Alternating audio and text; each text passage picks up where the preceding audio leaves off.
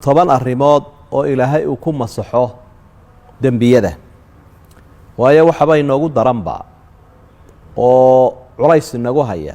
aadna aynu uga warwarsanahay dambigeena wama yaghfiru dhunuba illa Allah dambigana ilaahay u baa dhaafa marka ilaahayna uu inoo tilmaamo sharcigiisu inoogu tilmaamay dambiga iyo gafki iyo godobtaynu ku jirno sidoo inooga salabaynayo oo inooga tirtirayo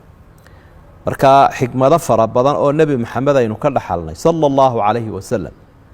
ayaa qaar kamid aynu ka soo qaadan doonaa waxa kamid in tasbiixda aynu ogaano tasbiixda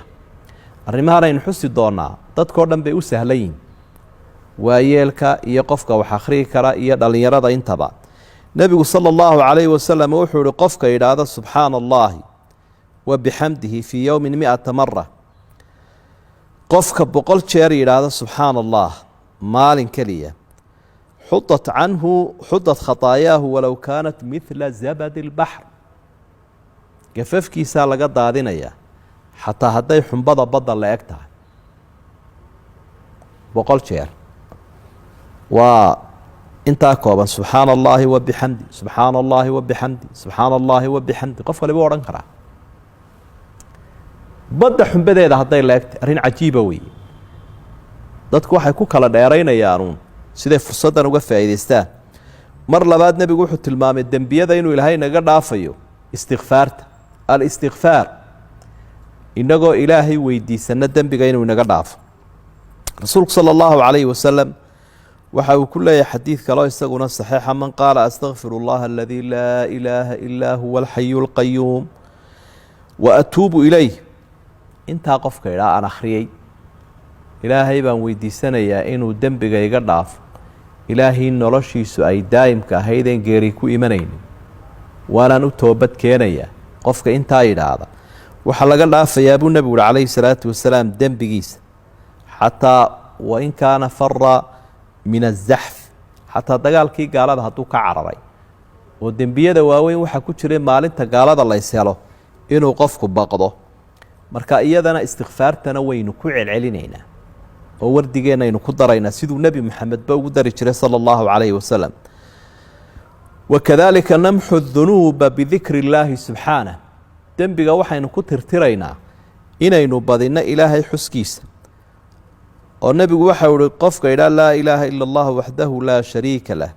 la ilaha illa allah wallahu akbar wala hawla wala quwwata illa billah intaas buu qofku لا إله إلا الله والله أكبر ولا حول ولا قوة إلا بالله انت هدو قفك ورادو حلقة دافيا دنبيديس وإن كانت مثل زبد البحر حنبضة بضة وحلا يقعدوا الدنبيقاس هذا واحد بشارة يستبصوا عليه دنبيدافكم يالها نوسكيا ليالاي إبليس با وحا ونودي ديها إيا الشيطان إنا ينو كفا إذي سنو وكذلك نمح الذنوب بالذكر بعد الطعام xuskaynu oranayno markaynu wax cunno kadib isagana ilaahay uu inaga dhaafayaa dambiga wax cajiiba weey inuu ilaahay isugu ka daro gaajadii uu ka reebay iyo dambigii uu ka reebay laakiin taa waxa garan kara qofka aqoonteeda leh ilaahayna waafajiyo rasuulku wuxuu sallallahu alayhi wasallam qofka markuu wax cunay yiraahdo alhamdulillahi alladhi at'amani hadha at'am ورزقنيه من غير حول ولا قوة مني غفر له ما تقدم من ذنبي قفك إلهي هذه راشنك وحو عناية وحو عبيبو إلهي هذه إلهي بام هذا يقول أرساقيا يسير راشنك ونكسنا معان أنا يقول أود بقولهين قفك هاتو انتاي رادو تعالف كي سينا وعناي دنبي سينا والله قرنا في بو النبي عليه الصلاة والسلام لكن ذكر قاسم بكاحية إن هذه الله ما هذه سبحانه وتعالى وكذلك مركين درك حيرانه فلا تعرفها والنعموينك معناها اسكو دريسا نعمه دي شرك إن أذكررسته تي روح ذنا أذكررسته وهذا شركي وحسيسي روح دينا قوضي هديات شركي دروح داي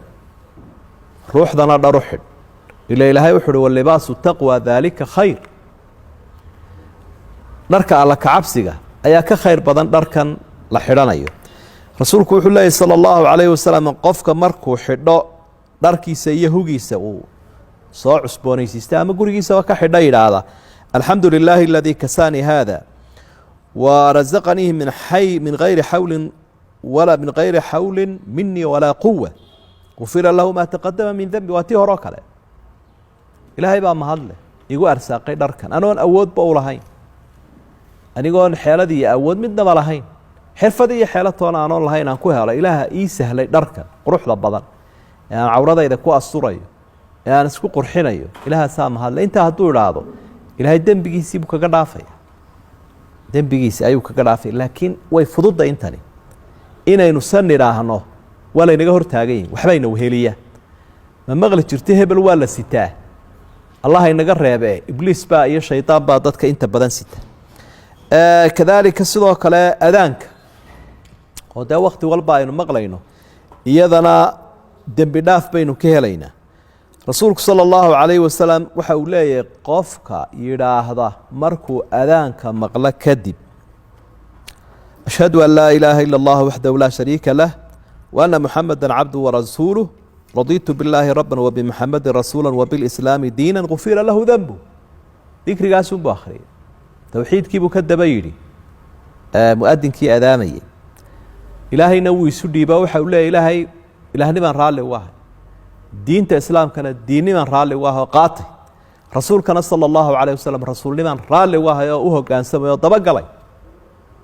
dembigiisii hore oo dhan baa la dhaafaya. eega dabar walba waxa lagu leey dembigiisii hore oo dhan baa la dhaafaya. culimada qayb ka mid a waxay idhaahdaan waa saqaa'irta, laakiin dee ilaahay waxba kuma adkaadaan, wamaa daalika cala allahi bicasiiz. ila istikfaar baa meesha jirtay, kol hadduu istikfaartii la imanayo dembigii kabiirada ahaana ilaahay waa kaga dhaafaya. wakadaalika cinda alwuduu, markaynu weysaysanayno ama aan weysaysano iyadana dikrigaynu akhriyayno isna dembi dhaaf baynu ka helaynaa. rasuulku sala allahu calayhi wasalam wuxuu uhi man tawada'a fa axsana alwuduu, qofka intuu weysaysto weysada qurxiya ee aan shaxaadineen ka degdegin ee ku xaragooda,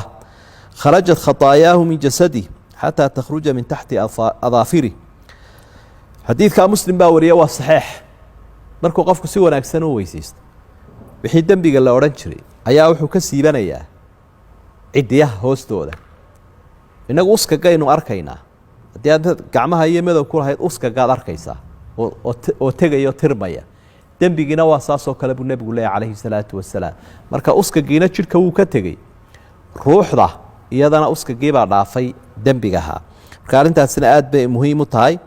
waxa sagaalaad oo dembiga aynu ku tirtiraynaa dikrigaynu akhriyayna qabla nowm, intaynaan seexanin ka hor. macnaha qofka arrimahan oo dhan la imanaya iyo ka aan la imanayn dee isku fursad maaha, isku faa'iidana maaha. rasuulku wuxu uhi sala allahu calayh wasalam qofka marka uu seexduu furaashkiisa dhinaca dhiga yidhaahda laa ilaaha ila allah waxdahu laa shariika lah lahu lmulku walahu alxamdu wa huwa calaa kulli shayin qadiir laa xawla walaa quwata ila billahi alcaliyi alcadiim subxaana allahi walxamdu lilaahi walaa ilaaha ila allah wallahu akbar gufira dunuubuhu aw khataayaahu wain kaanat midla zabadi albaxr. dikrigaasunbuu akhriyay, waa towxiidkii, waa ammaantii ilaahay, waa tasbiixdii. intaa markuu qofku akhriyo carabka mariyo dembigiisu xumbada badda hadduu la eg yahay waa laga dhaafayaa buu rasuulku leeyahy sala allahu calayhi wasalam. xadiidkaasina waa saxeix. arrinta u dambaysaa waxa weeyaan ee tobnaad ee dembiga ilaahay inaga dhaafayaa, dembi baabaynu la il darannahay, allah inaga fududeeye. habeenkii markuu qofku kaco, waana siduu nebigu samayn jiray sala allahu calayhi wasalam,